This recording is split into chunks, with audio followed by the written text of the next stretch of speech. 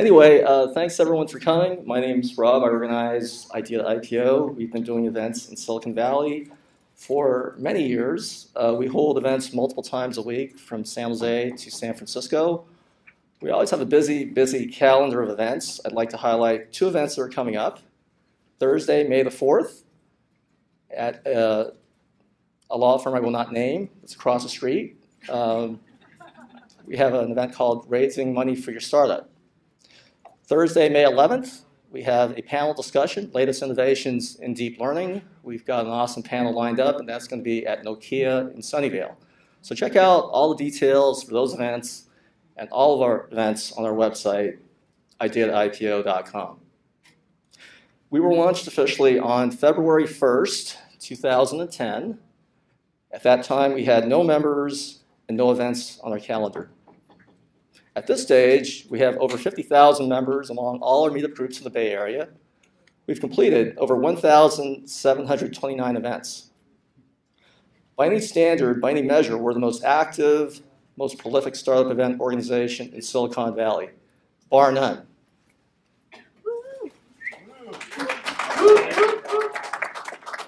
I appreciate that authentic enthusiasm. Thank you so much for that. In any case, our mission is to promote entrepreneurship, support entrepreneurs, build community, and provide value in the Silicon Valley startup ecosystem. To that end, we provide content that is practical, actionable, and relevant, stuff that you can actually use to succeed as entrepreneurs. We believe in building community because Silicon Valley is an aspirational ecosystem, and it attracts people from all over the world who come here to do great things. In fact, I'd like to know who here is not originally from Silicon Valley? Who here was born and raised in Silicon Valley? Oh, great. Well, welcome to Silicon Valley, you guys. Well, whether you were born and raised in the Valley or you arrived last night, it's important for us to provide multiple channels for you to meet people, build relationships, and grow your network. So in addition to the numerous content-oriented events that we have throughout the week, we have a number of social events. On a Friday night, we have TGIF Mixers, and they're hosted by one of our team members, CJ Terrell. So let's hear from CJ. He's going to tell us a little bit about those events.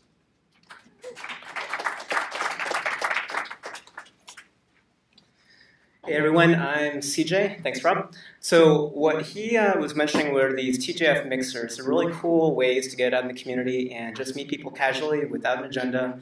And we have a lot of people who come in through the area from a multitude of countries. Every time we normally have like probably 8 to 15 countries represented, which makes it pretty exciting to come out and see what they're all about. Our next one's going to be on the 5th of this coming month in about a week and a half. And they are free, and they're going to be at the Hyatt Regency in Santa Clara from 8 to 11 p.m. I highly recommend coming out every time. People really do have a good time, and we have a lot of repeat members. Again, it's going to be on the 5th. Hyatt Regency starts at 8 o'clock, and I hope to see you there. Thanks. Enjoy tonight. With regard to value, it's important that we provide value at each and every one of our events. Not just value for your money, which is important because we know many entrepreneurs are struggling financially. So we make sure our events are affordable. And if you cannot afford the cover charge, let me know. We can work something out. We always need people to help us execute our events, help us organize, and promote our events. So in addition to value for your money, we also want to make sure that you have a decent meal at each and every one of our events. Was this meal decent? Well, let's thank Pillsbury Law Firm for that decent meal.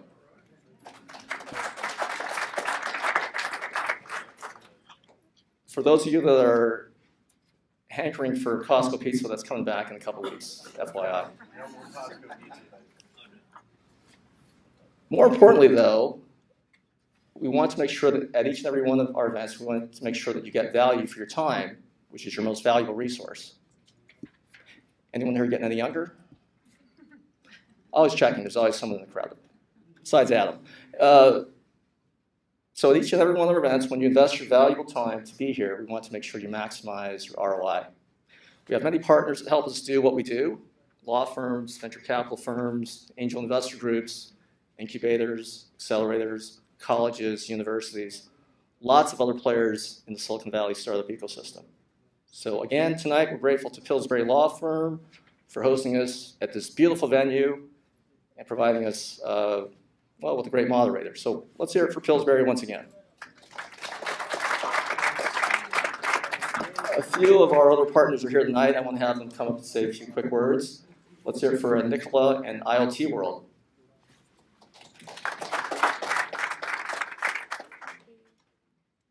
Hi everybody, my name's Nicola. I'm just here to let everybody know about an event that we're running called Internet of Things World. It's taking place next month in the Santa Clara Convention Center from the 16th to the 18th. We're expecting around 11,000 people there. We do actually have a number of different tracks of content running each day, including a VR and AR track. So we've got speakers in that particular one from the likes of Coca-Cola, Garmin, Ralph Lauren, Wells Fargo, Samsung, just to name a few. We also have around 100 startups attending with the startup program as well. So if anybody's interested in participating in that, it'd be lovely to speak to you. Thank you. Okay, next up, let's hear it for Mike and CTO 911. Thank you, Rob. Hi, everyone. My name is Mike, the CTO 911. I offer consulting services for startups and entrepreneurs that want to turn their vision into working software. So I essentially, try to understand, get a breakdown for what you're thinking in terms of your business vision or your particular problem that you're trying to solve that you need somebody to take a look at. Come in, create a plan, and build out a solution or architecture if you need that, and create a team and start executing. Once we finish that, you get to have different checkpoints along the way so you can see how the project's progressing, and and then take it all the way to launch. So if you have any projects or ideas that you need help, then I'll be here talking to you.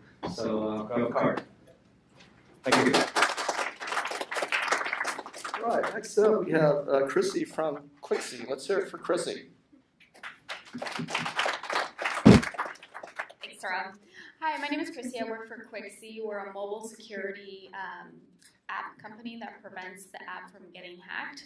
So we work with several companies in the retail cybersecurity for your app. We ensure that your app is protected, and we do the vulnerability assessments on mobile apps. So if you have any questions, come see me after the event. Thank you.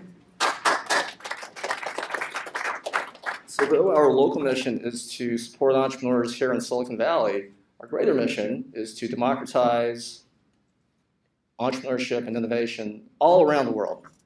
To that end, we have a robust YouTube channel, youtube.com/idea to IPO. We have tons of videos. We've documented and archived many of our events. This rich, valuable content is available on demand, anytime, anywhere, totally free of charge. It's whether you're in Palo Alto, Maui, Moscow, or Timbuktu. Anywhere you have access to Wi-Fi, you have access to the great content that we produce here in Silicon Valley. Our partner in this endeavor is Tim Jeggers of Jeggers Films, one of the top professional videographers in all of Silicon Valley. Let's hear it for Tim. Thank you, Rob. Thank you, everybody. Full house. This is awesome. So I'm Tim of Jeggers Films, like Rob was saying. I do multimedia production all around the Bay Area, specifically video and some photography. I mainly cover seminars and conferences and talks like this, put it up on the web in like a webinar style format, cover some panel discussions, a lot of great conversations amongst industry professionals such as the panel we have tonight. And I'm excited to be here. And yeah, if you have any questions related to what I do, I'd be more than happy to chat it up a little bit later. I'll be around breaking down and hanging out for a little bit. And yeah, thanks for coming. Okay, so for tonight's events, we're going to have a panel discussion going on until 8 o'clock. Please hold your questions until 8 o'clock. At that point, we're going to have audience Q&A. We'll have audience members with questions form a line here, ask your question, and we'll do that till 8:30. We'll try and take as many questions as possible. We'll have networking from 8:30 to 9. As a courtesy to our hosts, we'd like to leave the building by 9 p.m. I hear there's an after party going on at someone's house somewhere. I just don't know the address. But seriously, there's a Starbucks down the street if you want to continue the conversation. They're open until, I believe, 11. So without further ado, I want to introduce our moderator tonight. He is one of the top corporate startup attorneys in Silicon Valley. He's a partner here at this distinguished firm. He's moderated a number of our events in the past. He is awesome. Let's hear it for Steve Wurzburg.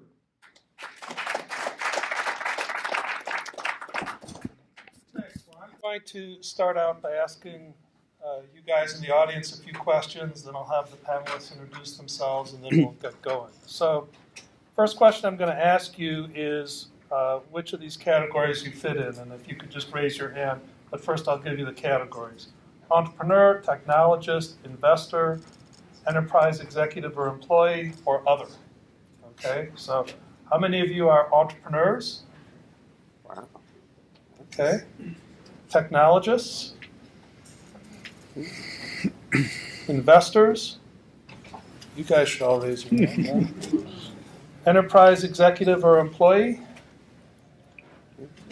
And other. I'm an other.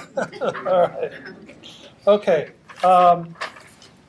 And then for those of you who are in the VR or AR space, I've got a second question, and that is, what part of the space are you in? And the alternatives are either you do core hardware, you do VR content, or you're in an AR vertical. And I'm going to give you a few choices: healthcare, real estate, education, retail, or other. So how many are into core hardware? Okay. All things have changed. VR content. Okay. And then the AR verticals, first healthcare, real estate, education, retail, and other. Okay, so I think that gives us an idea. That's well done, Steve. Thanks. So now a couple questions for you guys. The first one is, how much money do you think is invested in the AR, VR space by venture capitalists during 2016? I'm going to ask you to raise your hand for the answer. You can either guess 100 million, 500 million, a billion, 2 billion, or 5 billion. So how many think 100 million? 500 million? 1 billion? 2 billion? What was the other option? 5 billion. Okay. Well, so the answer is 2.3 billion. Oh, you said 2? Oh. Good job. And the second question would be, out of that, how much do you think was hardware? I'm going to give you either 20%, 40%, 60%, or 80%. So how many think 20%?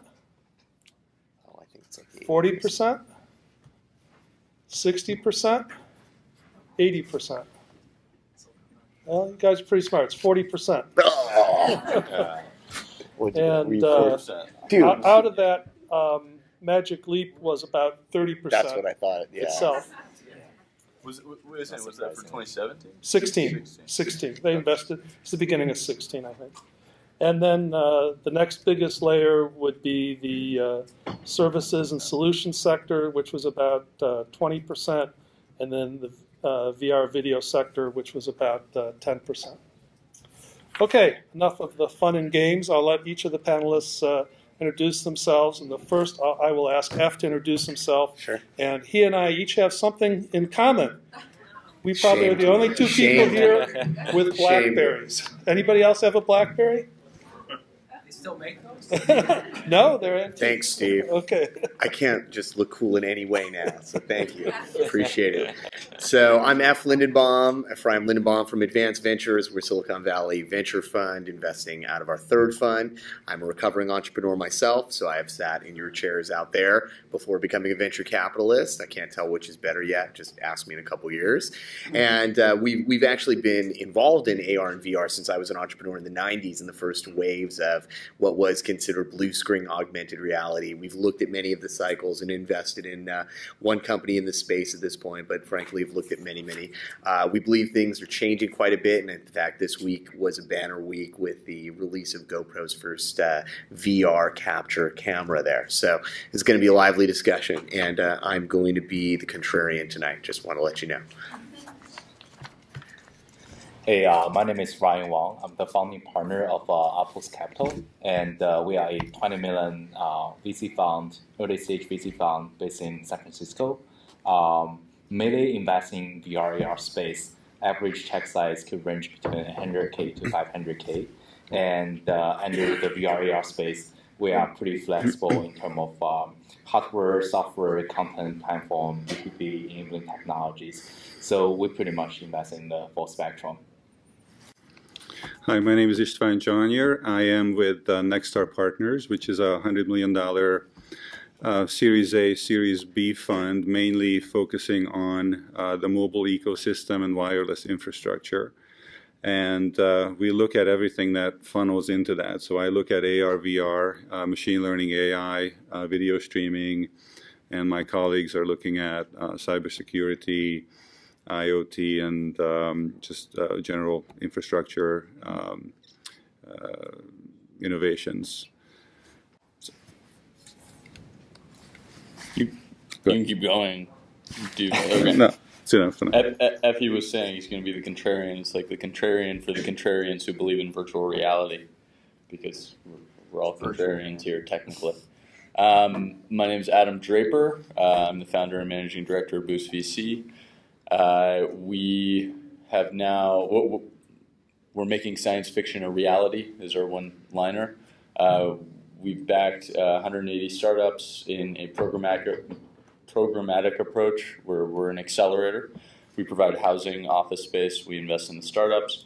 The first vertical that we went after was blockchain, and about 2.5 years ago we added virtual reality. We've backed about 55 companies in the space.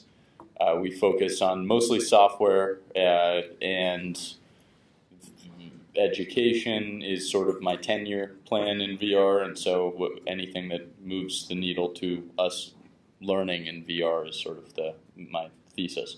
I'll just keep talking for the next hour if you guys want.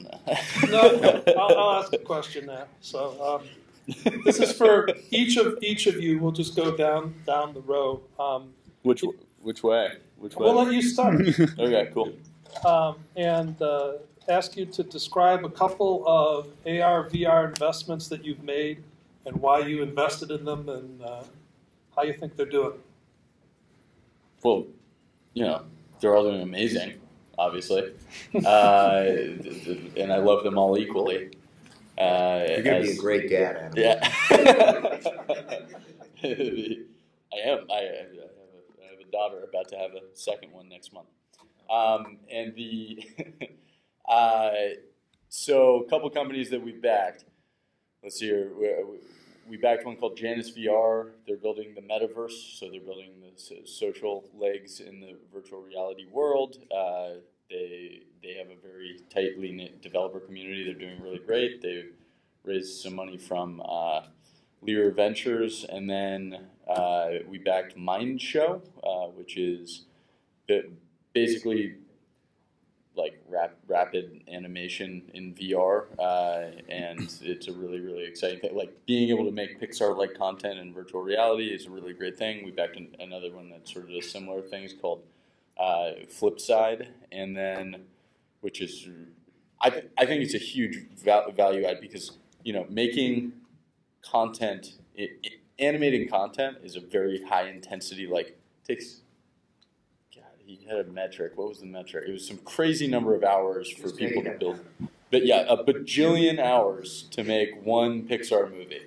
And he's made it so that you can act out as these characters and sort of film yourself and record it. And so Flipside, while they've been in the program for the last 3 months, has made like 20 episodes of an animated series, which has never been able to be done before. So it's pretty exciting. Tools for creating content is a big sort of theme that we've backed a lot of. And then on the education front, we backed one called Unimmersive that's focused on aggregate. It's sort of like the Netflix of education in VR, sort of like they've aggregated a lot of experiences that you can use. They're on 350,000 downloads of headsets, and yeah, so those are a couple. Thanks. Sure. So I'll mention a couple. So our most recent one is called actually, I'll back up. So since we have this mobile thesis, just overall for the fund, I should say that the way we view the world is we are probably going to be backing most of the AR and VR delivery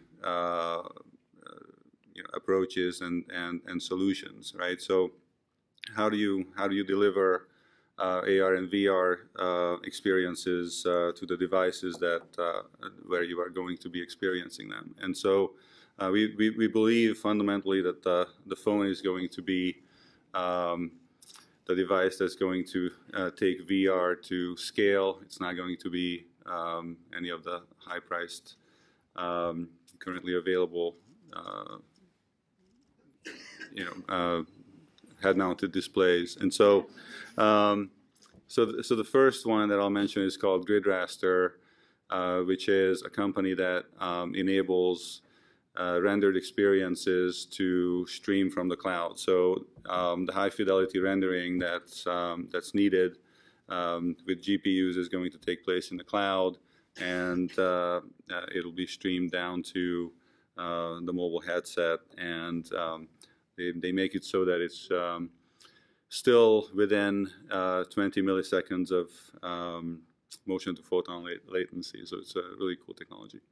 The second one is not specifically AR VR related. It's called Vasona Networks, and they actually have an appliance that they sell into the telcos that sits in line with wireless traffic, and it actually monitors the wireless streaming media traffic, and they know exactly what the capacity is in each cell in the cell towers, and shape the traffic so that your streaming experience is optimized. So I'll stop there.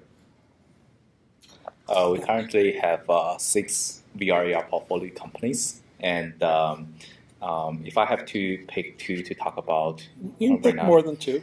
Okay, I think I want to kind of talk about something in addition to what Adam had mentioned, which is tools for content creators, and something in addition to Istvan has just mentioned, which is some enabling technologies that's based on the current infrastructure.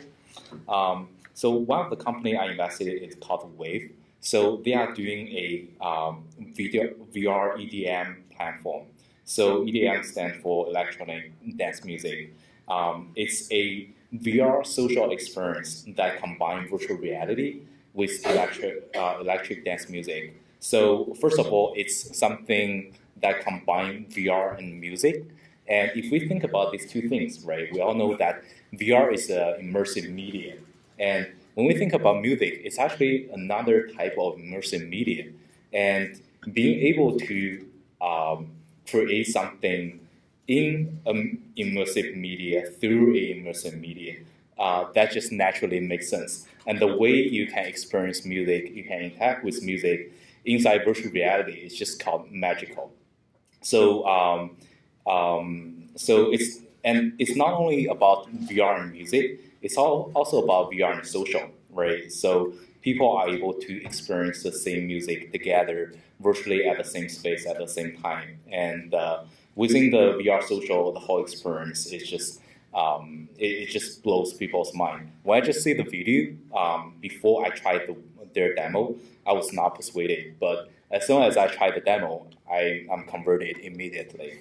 So that's the company, The Wave. And the other company I like to mention is a company I invested called VSpace. So they are developing some fundamental light field technology. And I think what's interesting about VR is I think 80% of people in the industry, when they look at VR, no matter from they are content creators or no matter they are technologists, they are looking into VR still with their traditional mindset. They are thinking about, okay, how can I use existing game engines to develop VR content? And how can I fit into the current video streaming codec and create 360 videos? But I think what's the most compelling content and the most compelling technologies around VR are something that's not depending on some legacy type of technologies, but build something from ground up, build VR for VR, right? Not think outside the box, right? Because VR is a new media for us to have the opportunity to think outside the box. So I think light field is one of the technologies that being ignored by a lot of people, but when it's released its full potential, it can completely change everything. So one of the very straightforward benefits of light field capturing technology compared to the 360 video technology as we know today is that 360 video, you don't have 60 degrees of freedom. So you can't move around the scene. You can only look into different directions, but you don't have the extra 3 degrees of freedom to be able to move around, to have position tracking. And basically, when you try to move around, but you feel the world is gluing to your head, it breaks the immersion of VR. So having a light field capturing system allows people to capture content with 60 degrees of freedom, and that enables the true immersion of VR. And I think that's what we can call as true VR video instead of just the 360 video as we know today. So I think that's very promising, and that's also very compelling to me. Cool. So I think we mentioned earlier, I'm going to be the contrarian tonight. So if you follow us on Twitter, Advanced Ventures, you'll see we shot out a couple of tweets today that'll be kind of fun. One talking about kind of acquisitions and mergers in the VR space. And then the most recent one was the state of venture investing in VR, which they're calling the trough of disillusion. So I'm going to be the contrarian for a couple of reasons. One is I think it's really helpful for entrepreneurs to kind of see it through our lens sometimes, and so what I'm going to do is instead of talking about deals we've done, deals that we haven't done and looked at lately, and maybe why we didn't do them. Because I think that as an entrepreneur, that's very helpful in allowing you to understand why we might not call you back, or we might not take that meeting, or why we'll ghost you, and you'll just never know why. So from our standpoint, we have a different lens that we look through things beyond just it's a great idea or a great business. I mean, to give you an idea, I looked at a VR company this afternoon with another venture capital buddy of mine, and without going too deep, they were building something that looked like a Wayfair. It's the next generation of headset, and there were batteries and chips in the little arms there, and it was really, really cool, and it's going to make everything great. Okay, well, we're venture capitalists. Our scale needs, our return on capital needs are such that, essentially a sunglasses company with little video monitors inside are going to be really hard pressed. Because if you think about our model, what we're really needing to do is have one or two companies out of, let's say, 10 that get over the finish line, that have meaningful exits. The current rate of failures in our business is well over 80%. Some people believe over 90%. So if you think about it, if we invest in 10 of you, 9 of you are going to get hit by a bus, and you're gone, right? And then that one remaining company that's out there is not only going to have to pay back as much as we've essentially deployed to all of you in total, it's then got to return enough that we're going to be able to have the outside returns our investors expect. So what that forces us to do is to look for companies that are going to be able to scale really quickly, and deliver an incredibly meaningful return. Now, that doesn't necessarily mean that a great company shouldn't be done or you shouldn't start it. What it means is you shouldn't come to us, because you've got to understand what we're looking for in order to be a good fit for your companies. And so to give you an idea, we looked at another video, kind of a broadly based VR platform a couple weeks ago. And the biggest challenge was its total market capacity. And it was, believe it or not, in the health tech and in the dental business. Maybe on the outside in 5 or 10 years, that'll be a $700 million market. Well, that sounds like a lot of money, but if you're going to build a company that's going to be maybe worth a couple of billion, you're not going to do it in a $700 million market, because that'd be more than the entire market. So from our standpoint, we have to look at companies that, while they could be phenomenal, they have to be able to deliver the scale and the return that we're looking for, which means that, not only are we maybe not a good fit, but other businesses that we would normally consider, high growth, might not even be compatible. So the way that we look at VR is it's in one of its developmental waves. There was an early wave where we saw the first levels of acquisition. Then it's kind of moved into this wave where we're kind of seeing a very slow adoption curve. They're expensive devices. People are still trying to figure out how to make it work. I mean, Adam's invested in every company that he's seen. And he's playing the law of averages game, right, down there. Yeah. So what I think that we've noticed is, when you get into this kind of a trough cycle, you have to pattern match into something. So what we're looking at is, well, what does VR fit against? And we were talking about this earlier. Is it video game consoles? Is it the mobile business? What kind of category does it match up? Because that's what we do in the video VC space is we match up a pattern. And we say, okay, this is like this other business. This is how it's going to grow. So this is when we should invest because it's going to scale rapidly, right? And I think we're still trying to decide because it's such a novel concept, having headsets that cost several hundred, if not several thousands, having content that's very challenging to develop. So as I mentioned earlier, one of the first big steps is the ability to create inexpensive content and the ability to deploy that content and then view that content. So I'm hopeful these guys at the end of the table are going to fix most of it. And GoPro just launched a $600 camera that captures VR this week. So I think we're headed down the right path, but I'm still contrarian. I was going to say, it's not sounding contrarian all of a sudden. But I have to end on an up note, man. Come on. Okay. Don't bum everybody out.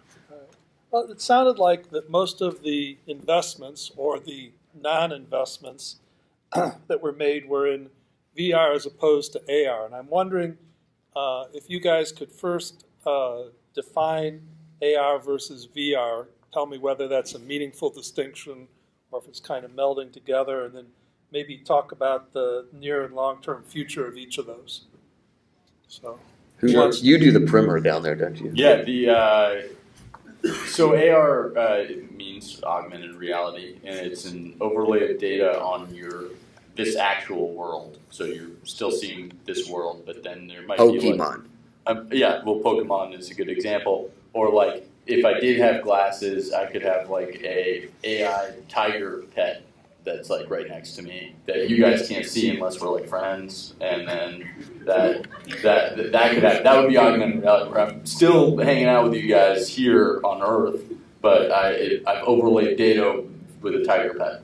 So anytime you guys think augmented reality, think tiger pet.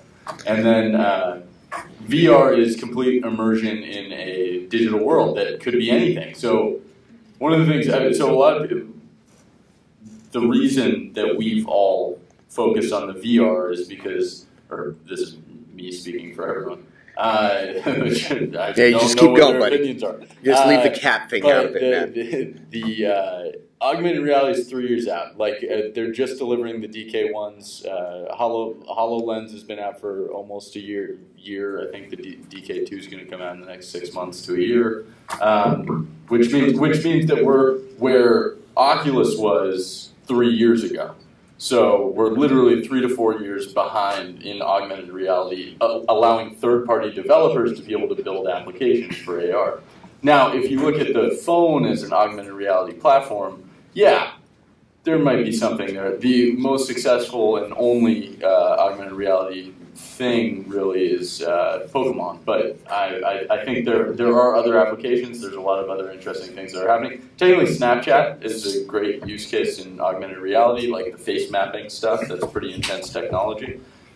They're getting ready to not be on the phone. Like that's what they're taking steps towards. So I think augmented reality, like as a whole, is about 3 years out. Even though we probably have all experienced augmented reality without really thinking about it. And then VR, it's now, and I have one in my garage, and it's awesome. What do you keep in your garage, man? Dude, it's my exercise. I go out in there, I play Space Pirates for 45 minutes, I'm sweaty, it's great.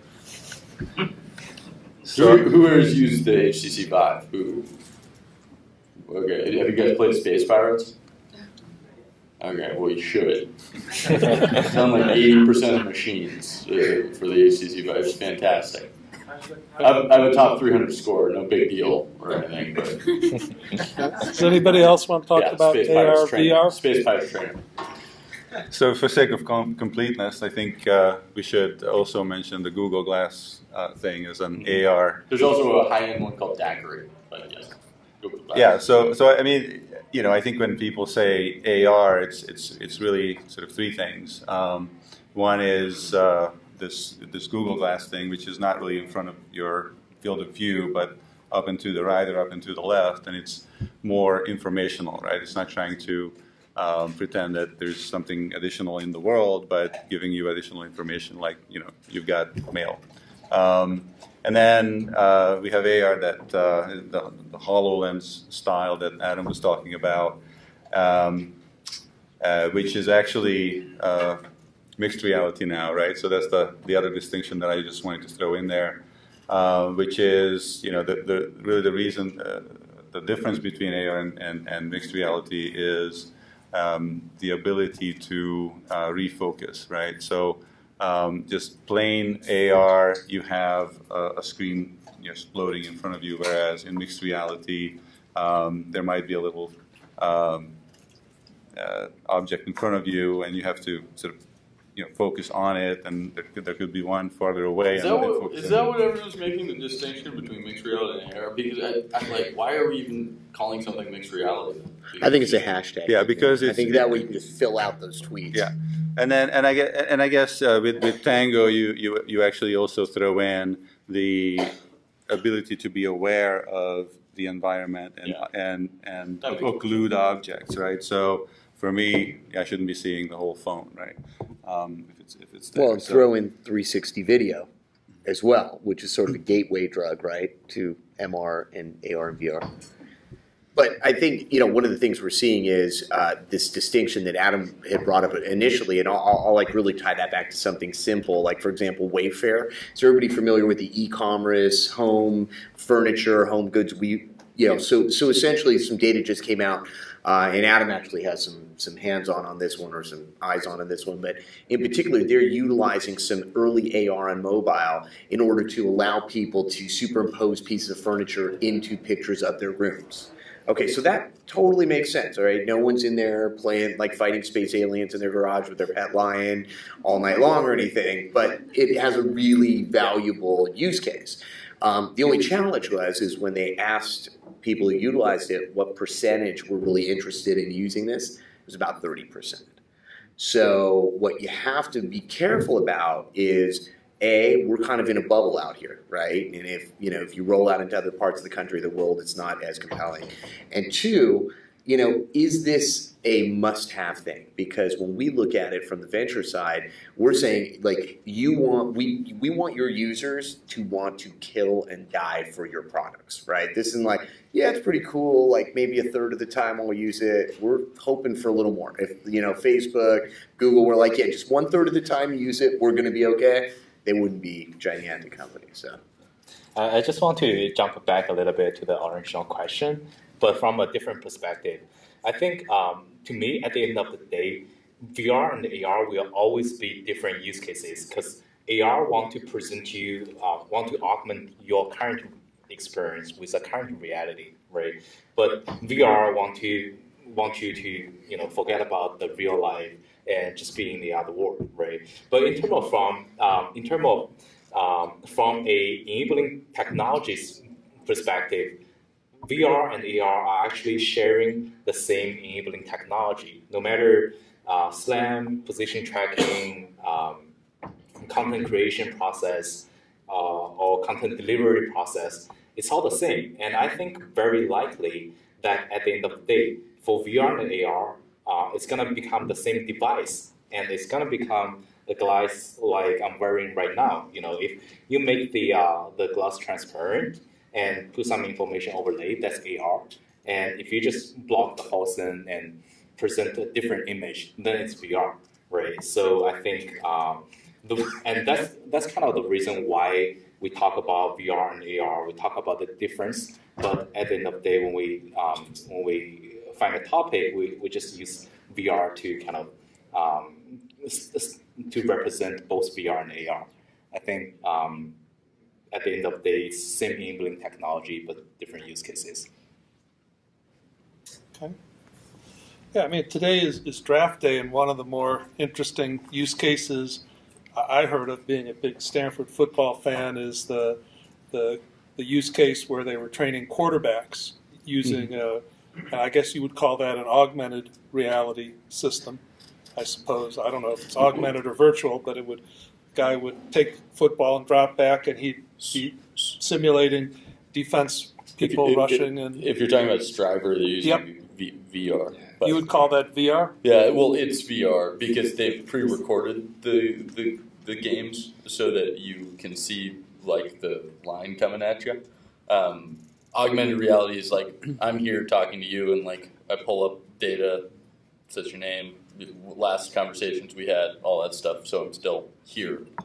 Yeah, they are doing the training in the lab, not in the field. I think if they put it in the field, it's gonna be AR. That would be AR. Yeah.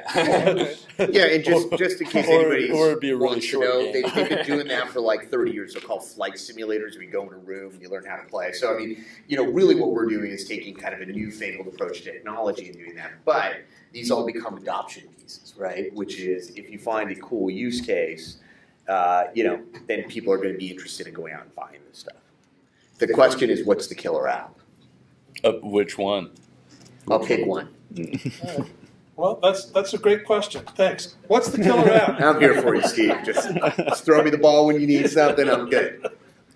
I mean, I think social is a killer app just in general, and then I think education is the other thing that VR does better than our current systems. So you can actually, like I said before, you can experience more faster than ever before. And those two are my, I don't know if I said that before actually. I've spoken like 4 times today, and like I'm mixing and matching like what I'm talking about. It's okay. How's it going? Am I talking about Bitcoin yet? And then for AR, I mean, I don't know, like, and also gaming. I mean, it's gaming, social, and education for VR, and for AR, it's data something. Industrial. All right, we're gonna move on to another member of our B2B. panel. It's B2B. I figured it out. It's B2B. Okay. What do you think the killer apps are? What's that? What do you think they are? The killer apps? Okay, so I'll throw something out. So, being an investor, you might have heard must-have versus nice-to-have, right? So I don't know that I've ever seen a must-have AR or VR application, but perhaps the one that's Have you seen the movie Iron Man? The one that comes closest to me is therapy. Is therapy, right? Cure this phobia, cure that phobia, pain management. So what you're saying is healthcare. Healthcare is a killer app. Okay, if you want to say Let's that. just bucket it up. I want it to be more colorful, but let's do that. So I think that's one place where people are willing to pay probably a lot of money. And it seems to be very effective, right? Like, you hear stories of developers curing themselves of fear of height by accident, just because they develop an app that takes place on a ledge, and they have to look at it for a long time. So I'll just stay with that. Just to plug a couple of our companies. There's one called Fearless that's doing cure spiders, and then we have one that's for fear of public speaking and learning how to do communication. That's called. And that's how well it worked. Look at Adam. He was really quiet. Samsung Gear headsets. He was really quiet, couldn't face a crowd before that, and then used that, right? Completely. It's where I learned. It's where I learned all my magic. Yeah. So the killer app. On the VR side, I think I really agree with Adam in that I think in the short term, the killer app is gaming, right? And in the long term, education will be the killer app because the kids will be the generation who grew up with VR and AR as a new media, and they will be, and VR AR as a new media to them will be the natural go-to media to interact with. So I think education definitely plays a huge part in it in terms of the mass adoption. And no matter in the near term where it's gaming or in the long term it's education, social is a big part in it. For gaming, it's going to be social gaming, and for education, it's going to be social education. And for AR, I think right now, most of the use cases and applications are actually happening more on the enterprise side, not so much on the consumer side, especially when we're talking about this AR glass-based type of application. Simply because there's no consumer-based AR glass, AR hardware as of now. But one thing I'd like to mention is that actually the most adopted use case in AR space is not Pokemon Go. It's actually QR code. If you think about it, QR code has been used widely everywhere. Especially in Asia, people use QR code to add contacts, to make purchases, and to do a lot of other different stuff as well. And QR code, when we scan the QR code, we didn't realize it, but it's actually part of the augmented reality use case. And I think going forward, there will be a lot of mobile-based AR use case that's being explored and being developed before the consumer AR headsets kicks in. Technically, like there's audio AR also. So like Alexa is a good example of modifying, overlaying data on your actual world, but it's by audio. So Alexa, what's the weather, Alexa, and it isn't visual, but everyone always references visual, but it doesn't always need to be. If I could add one, I think real estate's going to be AR killer app, AI tigers, the tigers, the AR, my pet tigers. All right, so yeah, real estate total killer app. I think the one that we haven't mentioned up here, one that's been kind of the viral piece of the internet as a whole, is user-generated content. And I think that is the fundamental missing piece right now in the VR ecosystem. When you're in a position where you're trying to rely on other people to figure out exactly what you want as a user, it's very difficult. And at that point, it becomes almost like what we look at as entertainment, which is a hit-driven business, right? You either got a hit or you've got a flop because you've got other people or it's like an end, right? So what you really have to drive at is a user-generated model, and that's where things like this first camera from GoPro that's priced in that $500 or $600 range that will let people experience this is, I think, what is going to change the dynamic.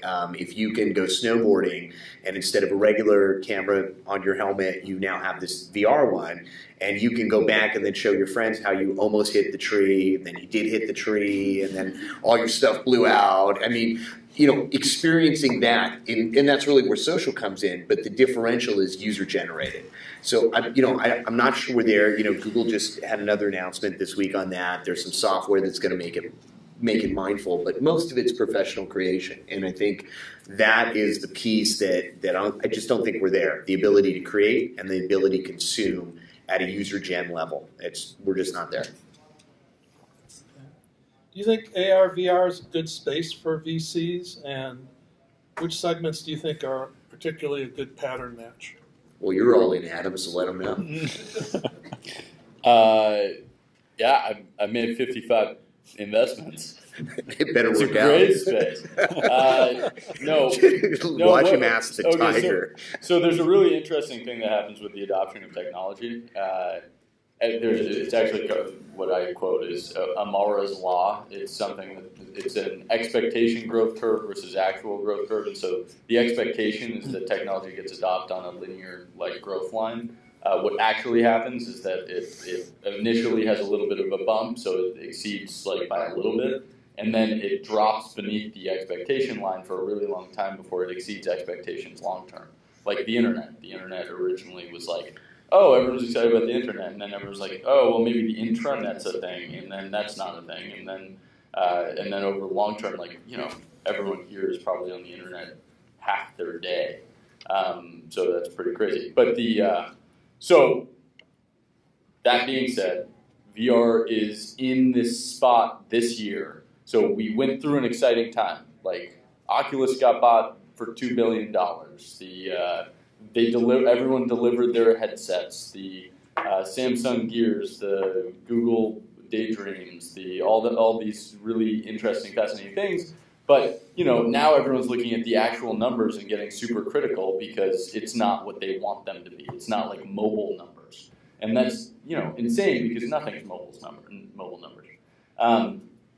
So this year is actually going to be what colleges would call a rebuilding year, in the sports world, and we're at the lowest point in expectation. We saw this in Bitcoin too. We saw like this huge upswing, huge downswing. Everyone left the market, and then it took off, and we're going high now. And then in virtual reality, we're just at the trough of whatever they call it, some trough. And now's the time to get in. Like this is when the people who were window shoppers leave, and the real hardcore people get in. And I think a lot of venture capitalists are actually going to make some major bets this year because they know that. So that's my little bit. Yeah, I think you have to get the timing right, and that's very difficult to do, right? That's one of the things that VCs need to be really good at, and I think we're going to see a lot of related technologies come and go, and some will survive, and for those that survive, it'll be a really good match to be in, but only time will tell. So I don't have a better answer for you whether it's a good thing to be in or not. I think it'll be good to be in a few things. I have a little bit slightly different opinion on this point. I think VR as a sector it's not a very good sector for Sand Hill Road VCs to make investment at this point. But for us as a VR-focused investor, it's good for us. And here's why. I think the Sand Hill Road investor, if they want to invest in VR as a sector, they are expecting a exponential growth in this sector. And right now, in terms of the mass consumer adoption of VR, we all know that the mass market adoption most likely is not going to happen with high-end VR. Most likely it's going to happen with mobile VR. But on the mobile side, the content is not compelling enough. And the reason that the content is not compelling enough is that you cannot run the mobile headsets are not powerful enough to power a desktop level type of content on the mobile VR headset. So basically, before mobile VR have mobile motion controllers, have inside-out position tracking, have better screen resolution, and have more powerful GPUs and CPUs, and the mobile network is powerful enough, reach to 5G and reach to the next generation. I think it's hard for a mobile VR headset to power a desktop level type of VR experience. And before we reach that point, I think VR will not, it's difficult for VR to have the real mass market adoption. So I think that day is still around 2 to 3 years away. And I think that's a timing point when most of the Sand Hill Road VCs will start to make a lot of investment in this sector.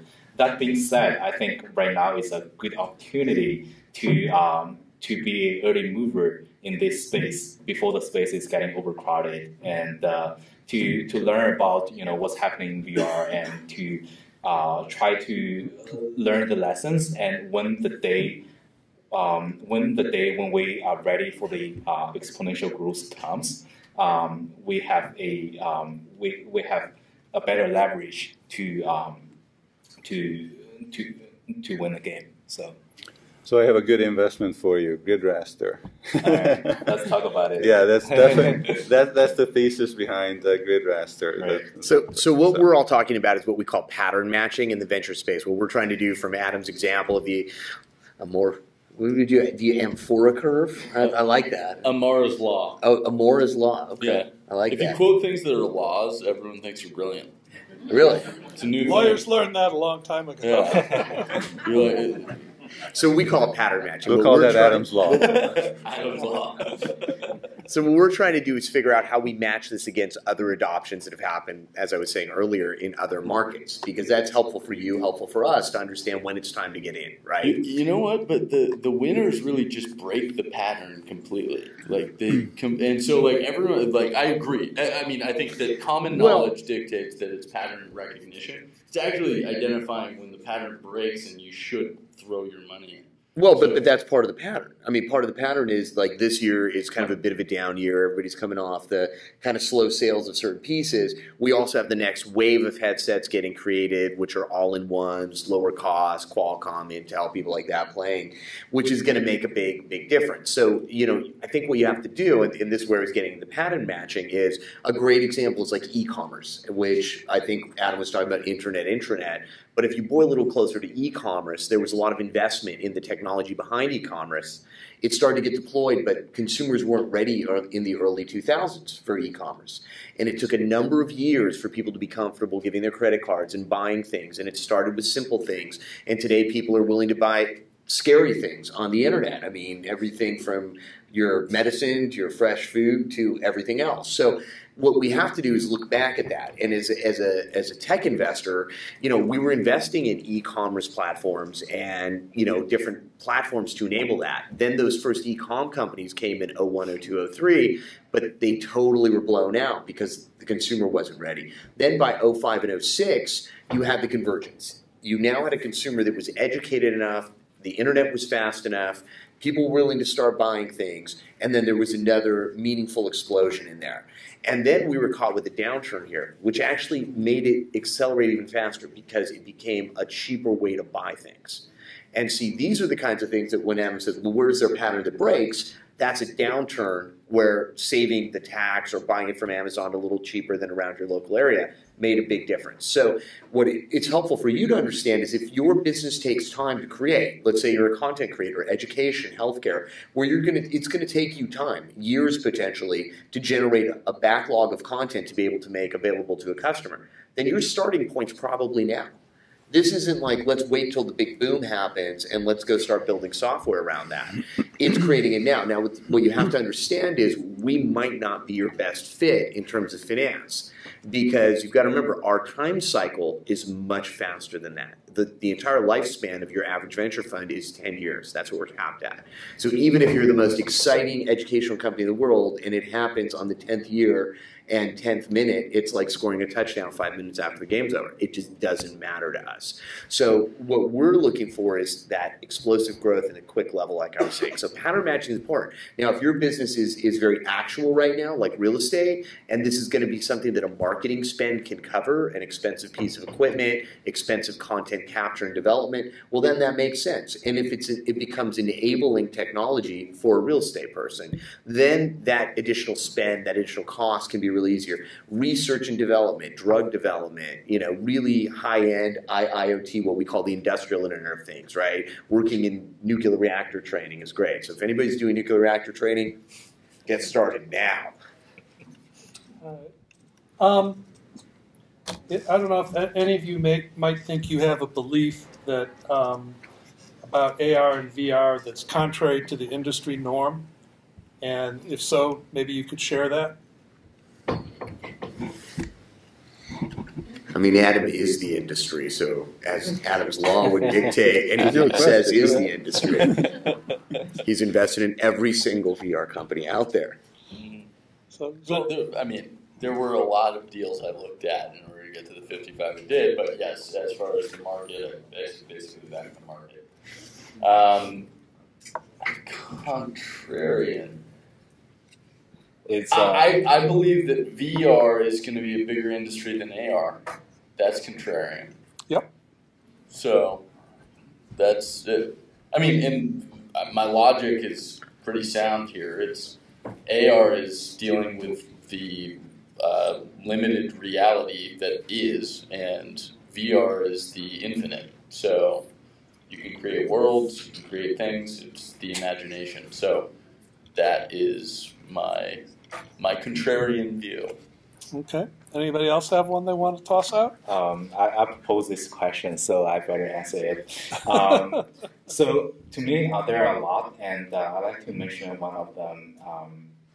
I think as a VR investor, I'm not a believer in 360 video, and at the same time, there are a lot of investments being made into the 360 video space, no matter on the content creation side, companies like Felix and Paul, no matter on the platform side, building this kind of YouTube VR for 360 video, YouTube for 360 video, or Netflix for 360 video, or building the capturing technology to capture, building the 360 video cameras. So I think VR, first of all, VR is an immersive media, and there are two things that VR is doing really good that the other media doesn't do very well. So number one is immersive, and number two is interactive.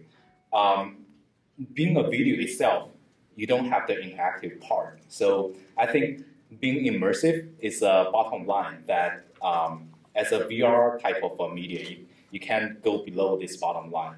But 360 video, you don't have the 6 degree of freedom, so it's not true immersive. So that's one of the reasons. And the second reason is that I think within the development of new technologies like volumetric video or light field technology, when 360 video has become mature enough to be distributed and to be consumed, I think these new technologies may come up and become equally easier for the content to be created and for the content to be consumed as well. So, so in general, I'm not a believer in 360 video, and I think that's different from a lot of people in the industry.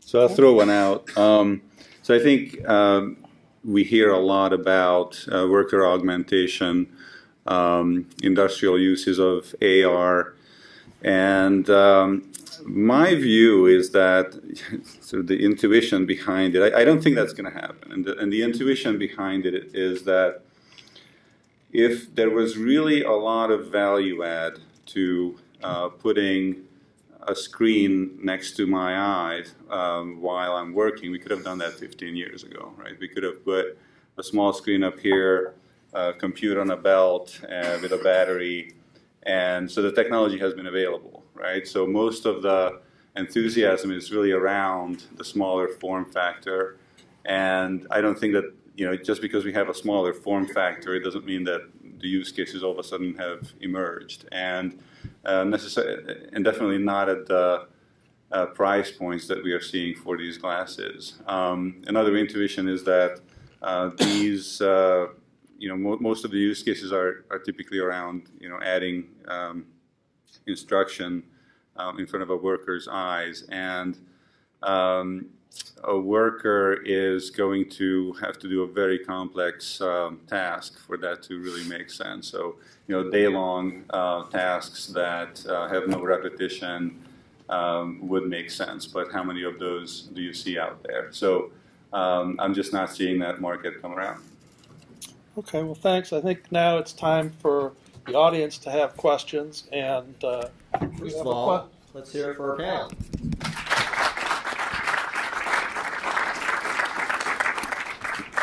So if you have a question, come on up to the lectern. We'll form a line here. We'd like to take as many questions as possible. Introduce yourself, ask away. No pitches. This is not a pitch event. And if you we have bouncers in place in case that happens. And if you have one panelist in particular you want to answer, feel free to no one else is lining say up. that. Right, step right up. No one else wants to ask any questions. So no one's talked about haptic technology, and Adam, especially you, I would imagine if I was sitting in your guys' seat, that's where I would be investing. I feel like the VR stuff, you kind of missed the boat if you're not in and have already invested, in my opinion. Where you're going to make bigger returns, I think, is in the haptic technology and the truly immersive technology. So, none of you have addressed that. I just was wondering, because that is part of VR. So, why don't you explain what that is first? Because everybody may not know. Yeah, so haptics, the analogy I would use is like well, actually, that's not really a great analogy.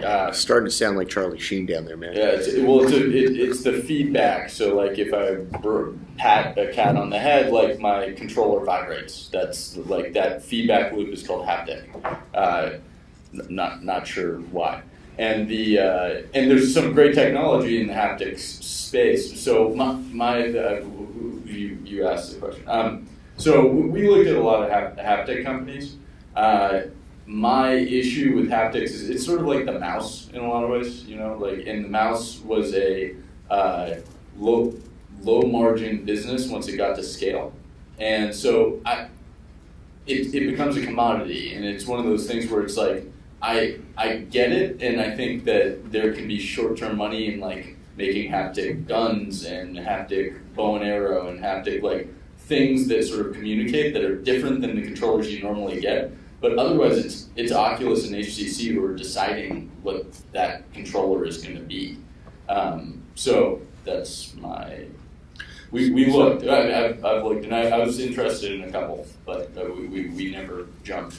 Yeah, so I'll add to that you know, I think haptics are just one example of you know, the full sensory experience that you could add, right? So with VR and AR, we're really focused on the visuals, but you could, you know, what about having, you know, a game chair that spins you around, or having the ability to walk around, or adding smell, adding heat, adding we've tried all those. I mean, dating back into so, the 90s, you could buy a little chair you sat in while you played video games at home. Yeah, and so, you're currently in a standard chair, so that didn't catch on. So basically, you know, the experience gets more and more real with each sense that you add. And the question is, you know, where do you stop? What is necessary? What is cost effective?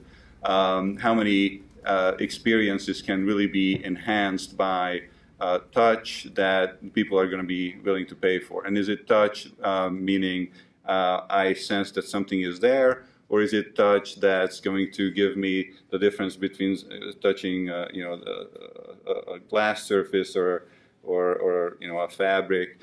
And so really you have to, I think, really trace it back to the use case. And so, you know, if you believe that haptics are going to have an enough addressable market, then go after it. I don't think it's there. I'd sort of like to modify my answer just a little bit, because I am negative on it as if it's the mouse. However, the book Ready Player One basically like sells the vision that you're going to be in a haptic suit and you're going to be able to essentially exercise while you're in virtual reality. Very true, by the way. Our future gamers, you're going to be looking at someone and you're going to be like, that guy's a gamer. And he's going to be like jacked out of his mind. And so I started to sound like Charlie Sheen. I think there's going to be an industry, but what I have sort of, and what has continued to happen time and time again, is that software does eat the world. I'm a much more software-oriented investor. Okay, we got a line here. So it'd be like the mouse was to Windows. Yeah, but the mouse wasn't like the best business. It wasn't right, but it helped you win. No, but you could actually add gesture recognition as well, right? So you have a camera in the AR, and so you can involve the hand without having haptics feedback. Haptics. Hands. Thank you so much for the great content. So, your friend to your point, VR is not new. You know, you mentioned flight simulators. Now we can think of tank simulators. Thanks to car games, they have contributed a lot to autonomous driving. Now, Adam and your frame, you both, do you think that goggles are going to be the only conduit to a virtual world, or can we, let's say, think of maybe a whiteboard being conduit to virtual world for a collective experience? I'd go with Elon Musk's new Neuro interface. I think that's really it. I think we just got to drill right in. So there's a company called Z-Space, which lets you interact with a three-dimensional space in an educational environment, and you don't. Well, I guess you do need glasses, but not 3D goggles. You just need the regular 3D glasses that you wear when you go to see a 3D movie. And so there are actually other experiences as well that involve a projector on various surfaces. So it's not the only one, it's probably the most general purpose one. I'd say like the other ones are going to be experiments right now.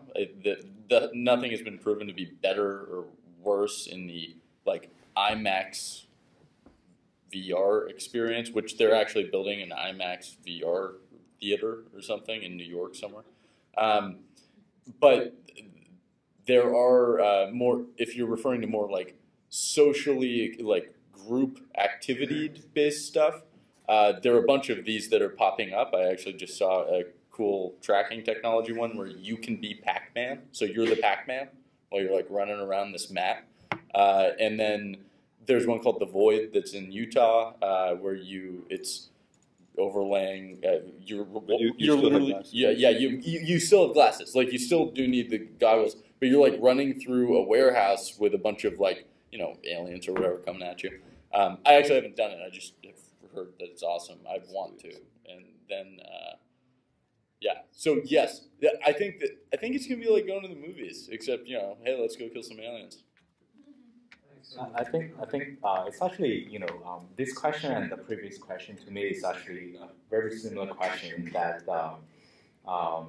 we have different sensors, and right now with the headset, the virtual reality experience we experience is just the visual and the audio.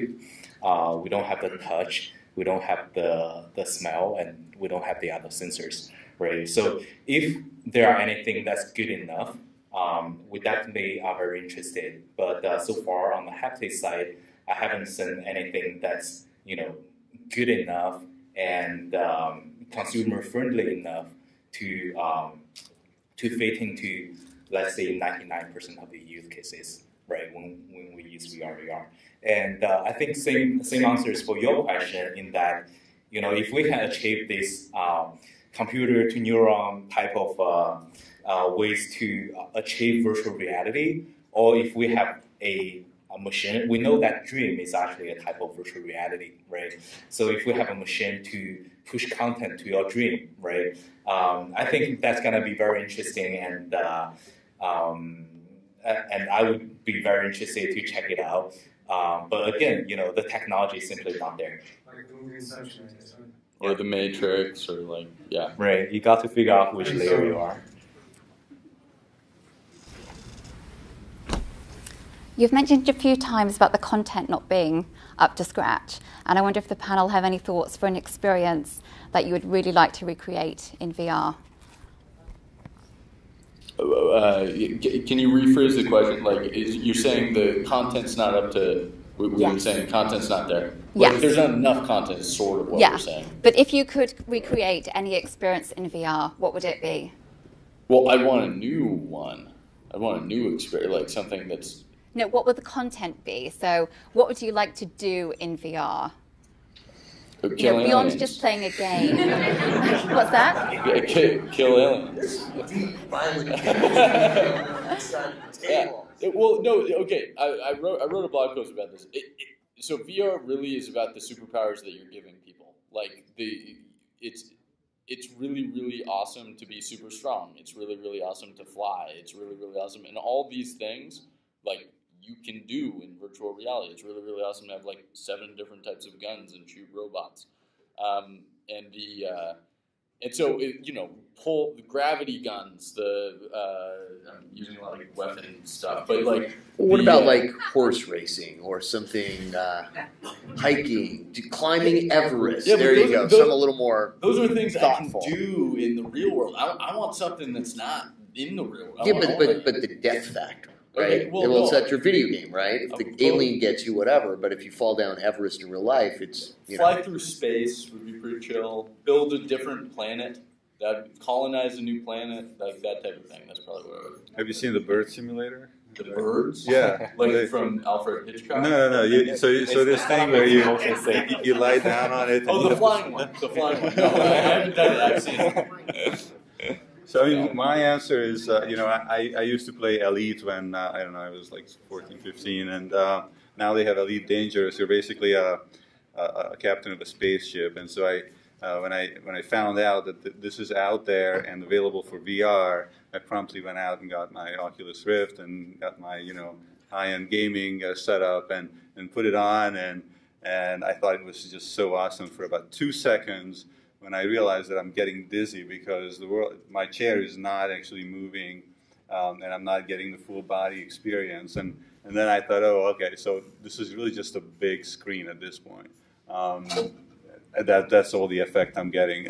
So my big disappointment is that You're in many cases for haptics. It might be no, I'm not. I think you're just trying. I'm not because I actually we're going to end up looking like the serious video game geeks up here if you guys keep this up. Okay? I actually had the joysticks that match the ones that it actually looks the same as it does in the game. So I had the full thing, but my problem was that the goggles didn't give me the full experience, and I think.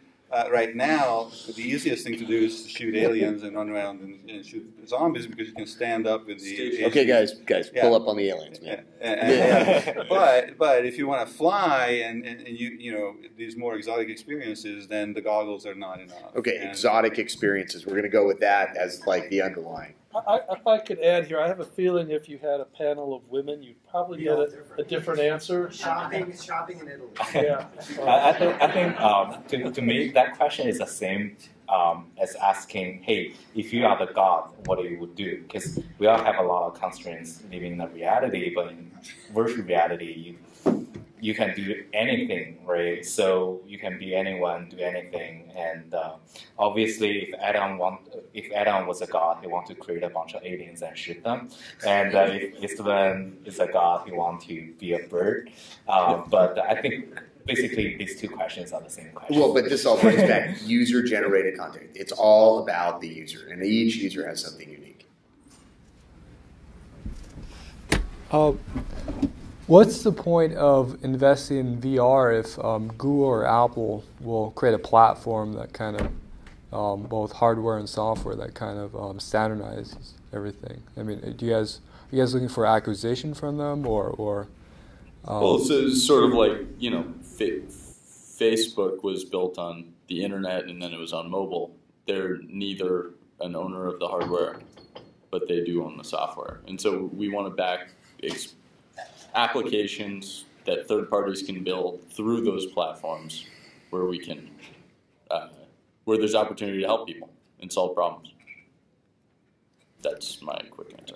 Another way to look at it is look at what they are doing and look at what kind of partnerships they are looking to make as opposed to building in-house. And those are good opportunities to go into for your startup.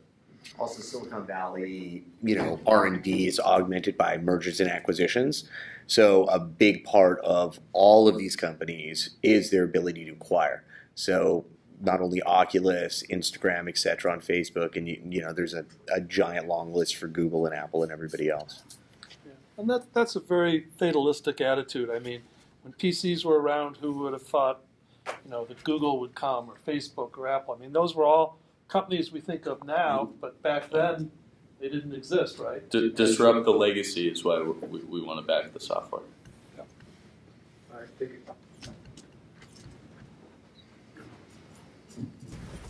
So I have a question. How many of you are familiar with the TV show on Netflix, Black Mirror? Can I see a raise of hands? If you're not familiar with it, it's basically the unintended side effects of technology a couple of years in the future. My question for you is, as investors, how do you square away the financial opportunity with the potential long-term outcomes that are maybe unintended consequences? So say like 10 years from now when VR may or may not be dominant, Give us your mobile phone, give us your car keys. All right, now, so if it wasn't for us, you wouldn't have people that came before us, any of those things. So the real question becomes, if you could live without those and then come back and ask us the question, I think it's more viable. Yeah, I just think when virtual reality is more compelling than real life and people aren't going outside, do you guys think about that when you're investing, or is it kind of by the wayside? Take the money and run. I think. No, I mean, you know, it's technology. like Las Vegas down no, the backside of the technology. table, man. Like every technology has its benefits, and you know, you could talk about a knife, right? So you know, we all have them, and you can kill people with it. So we are nowhere near smart enough to answer that question. I'm just going to let you know right now. Like we're barely getting through on our own. So I mean, it is something that it's the question of like, where do you want humanity to go? And so I think Philip Rosedale, who founded Second Life and then High Fidelity, has a really great quote. He's like, you know, I don't get why we're all trying to get off the planet. Why don't we just go into hard drives? And that's his argument for going into virtual reality. It's one of those things where it's like, I don't know. Like, it's a really difficult question because I just don't, like, I think that people, like, life is about figuring out what fulfills you, and, like, if these technologies fulfill the next generation, like, I don't know if that's good or bad. It's sort of a weird question. And that's what Black Mirror is discussing every episode. Yeah, it's a cool show. I've actually used virtual speech, and it's a great app, and it kind of adds on to your life. You're not going to, like, spend your whole life public speaking, you know. Definitely. Thank you. Unless you're Adam. Didn't you spend your whole day public speaking? Your whole day, your whole Thursday. Hello everyone, my name is Naeem and I'm the founder of the Grocery Store, which is a virtual grocery store, so realistic shopping experience. So my question for you is based on my understanding, like Ephraim is kind of investor that is looking for 10x, 100x and should see it to invest it, so financial side. And Adam is more like fun side, should get excited, should see himself using the app or technology or anything, should be interested. And each one is like a logical guy, should see a step by step, should make sense, you should get it. So what would be one idea, one company that all of you guys will invest in, merge together, converge to like make sense for all of you? We'd all invest in Facebook. In virtual reality. Facebook. I don't know. You're basically like it's like venture capital partnerships. Like, how do they come to a decision on what deal that they're going to do? I would say we'd probably duke it out for 4 hours, and then I would be right.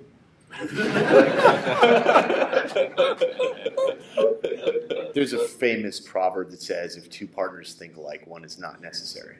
So if you start there and you say that, you know, everybody brings a piece, and just like in any business or anything, different people, I mean, we don't all work together, but we all have partners, and you're only seeing one little piece of our worlds here, for example, right? So that, I think, frames up a lot of it, you know, and at the end of the day, getting all of us to agree on any one thing would be bad for the industry. You want all of us to chase different stars in this space because it's going to make it bigger. Yeah, we all have different interests and stuff. I mean, I like crazy, weird stuff. So, like, show me something I've never seen before, and I'll, you know. He'll give you money. At our demo day, we had an Iron Man. Like, a guy literally flew in our back parking lot. Show me that. In VR, sure. That'd be cool, too. But it was in real life, and it was awesome. Okay. I guess we've got time for two more. So we have two more, so we'll have two more. I'm loving the dynamics on this board. Perfect. I think zombies, dancing, and flying. It's pretty sweet. I'm surprised no one said... married because he'd never get a date now. Oh, yeah. I'm surprised no one said, like, hunting T-Rexes on the back of a raptor or something like that yet. You know, like Jurassic World style, but maybe eventually. So, hello? Oh, yeah, okay, cool. So, my question. So there's a lot of applications for the consumer side, right? Entertainment, fun, amusement, that sort of thing. So more on the industrial side, right? Kind of where the money flows for B2B, right? Where do you see that going? Because I think it's all, I mean, trust me, I'll be one of the first to try this stuff out too on the consumer side for, you know, you name it. But when a lot of money flows through the companies that are making billions of dollars a year or millions, whatever it might be, what are their applications going to be, if any, or if there are, I mean, what are they? I mean, healthcare is like a top top of mind. I mean, we've got virtual surgeries, etc. Psychiatric care is huge in VR. That's already happening. I mean, I think Adam's got some players there. And then, what you're talking about is really what we look at is broadly the industrial Internet of Things, areas where these applications, mostly that's AR, where you're going to have overlays. So a great example, I mean, once a group we looked at, which they believe they have the killer app in AR, is automotive repair. So what you're relying on with a automotive repair person is they're going to memorize a manual or find their way through it. Well, as vehicles become more difficult and they're working on different ones, every time they have to fix another vehicle, they've got to get over to the computer and go look it up. Now imagine if they were looking through goggles and they could tap it and they're now seeing a cross section of what they're about to work on. Okay, now that speeds it up. I don't know what your mechanic charges, but my guy's like $175 an hour. And that's what the going rate around here for decent mechanics at dealerships are like kind of running. And if you could speed them up by reducing their time to knowledge, that's a huge gap filler. So those are things that I think over time that we're going to see more and more of.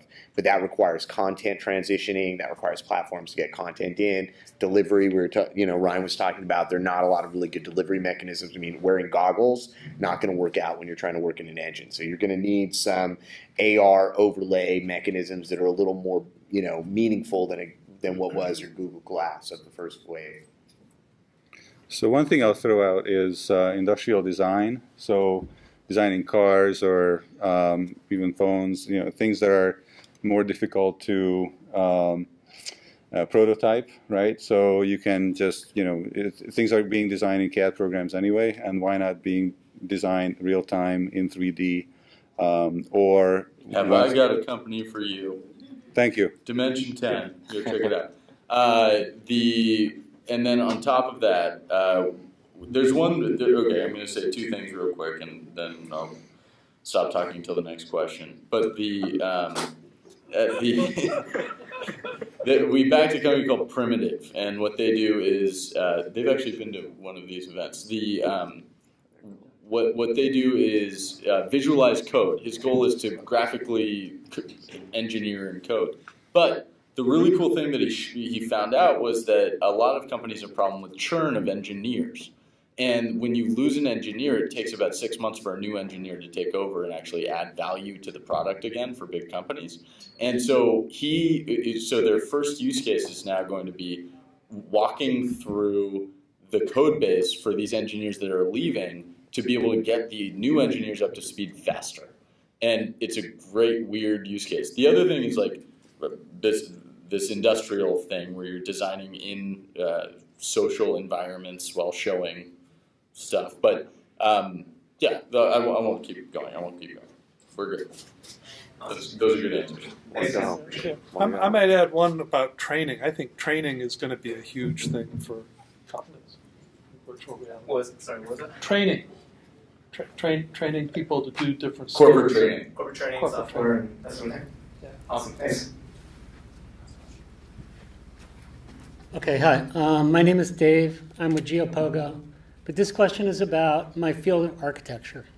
Okay, now Autodesk started with architecture, pretty big, successful company. And architecture represents one field of design.